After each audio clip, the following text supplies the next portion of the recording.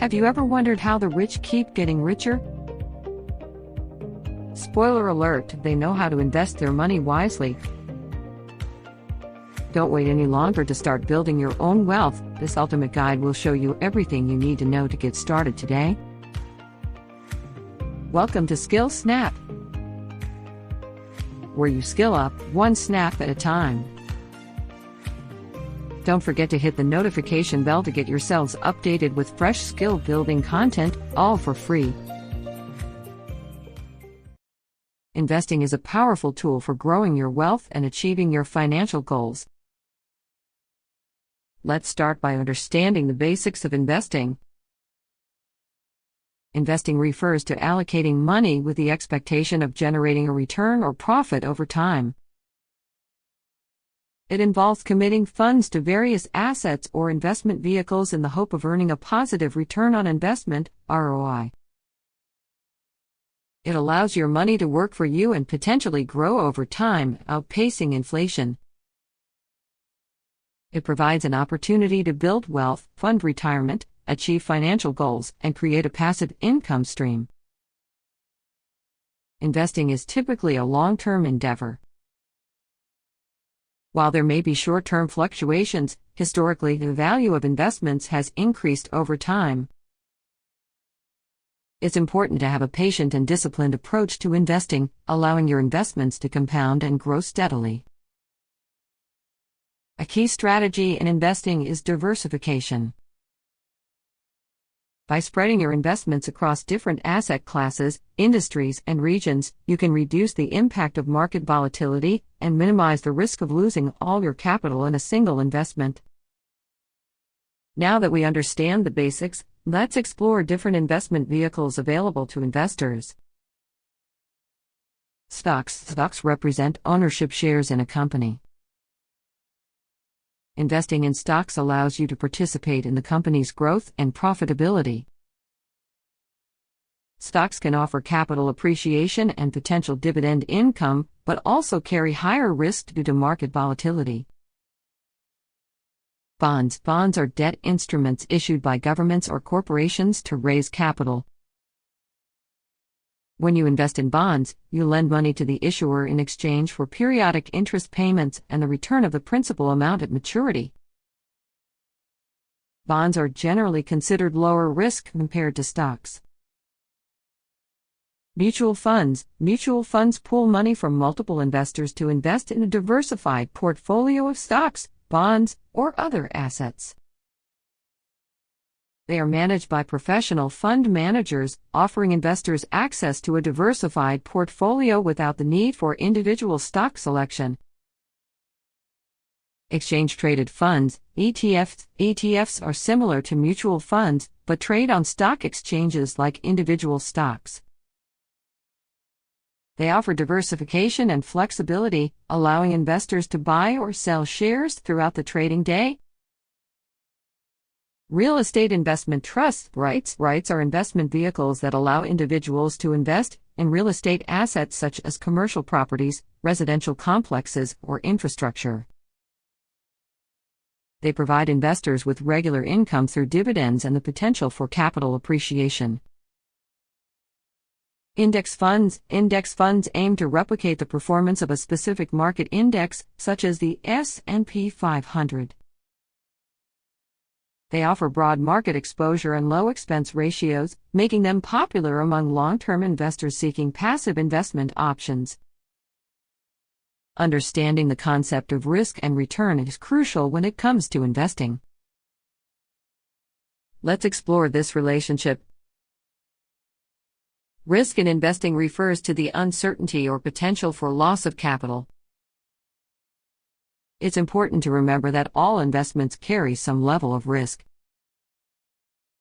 Understanding and managing risk is essential for making informed investment decisions.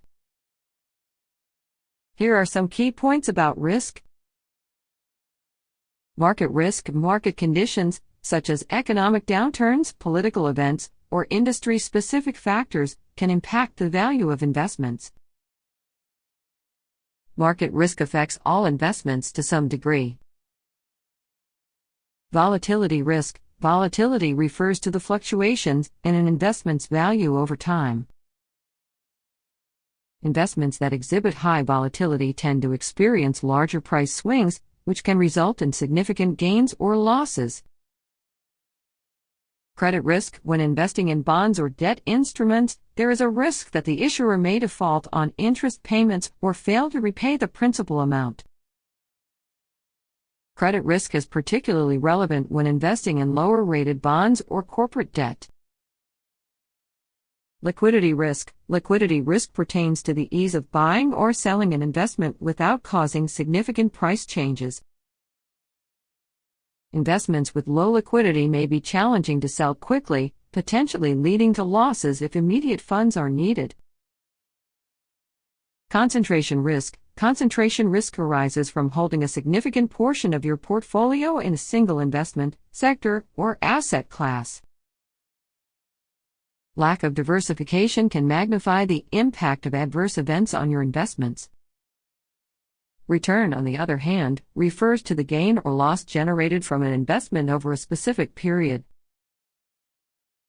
Different investments offer varying levels of potential return. Here are some key points about return. Potential for growth. Investments with higher risk often have the potential for greater returns. For example, stocks historically have provided higher average returns compared to bonds. However, higher potential returns come with an increased level of risk. Time horizon. The length of time you are willing to invest can affect potential returns. Generally, longer investment horizons allow for greater potential growth and the ability to ride out short-term market fluctuations. Risk-return trade-off. The relationship between risk and return is often a trade-off. Investments with higher risk tend to offer the potential for higher returns, while lower-risk investments typically provide more modest returns. Diversification. Diversification is a strategy that can help manage risk while seeking a reasonable return. By spreading your investments across different asset classes, sectors, and regions, you can potentially mitigate the impact of individual investment performance on your overall portfolio. Investor risk tolerance. Risk tolerance refers to an individual's ability to withstand potential losses and fluctuations in their investments. It is important to assess your risk tolerance by considering your financial circumstances, time horizon, and comfort level with market fluctuations. This will help determine the appropriate mix of investments for your portfolio. If available, take advantage of tax-advantaged retirement accounts like a 401k or an individual retirement account, IRA. These accounts offer tax benefits and can be a great starting point for investing. Open a brokerage account that aligns with your investment goals and provides the services you need. Look for a reputable brokerage with a user-friendly platform, low fees, and a variety of investment options. Decide on your asset allocation, which refers to the percentage of your portfolio allocated to different asset classes such as stocks, bonds, and cash. This decision should be based on your risk tolerance, time horizon, and financial goals. As a beginner, consider investing in low-cost index funds or ETFs. These funds offer broad market exposure, diversification, and typically have lower expense ratios compared to actively managed funds. Make regular contributions to your investment accounts, even if it's a small amount initially. Consistency is key. Set up automatic contributions to ensure you invest consistently and take advantage of dollar-cost averaging. Regularly review your investment portfolio to ensure it remains aligned with your goals and risk tolerance. Rebalance if necessary to maintain your desired asset allocation, as some investments may outperform or underperform over time. Remember, investing is a long-term journey, and patience, discipline, and a commitment to continuous learning are key to your success. Thank you for tuning in to Skill Snap. Make sure to like and subscribe for more valuable tips in our financial literacy series. I'll see you in the next video.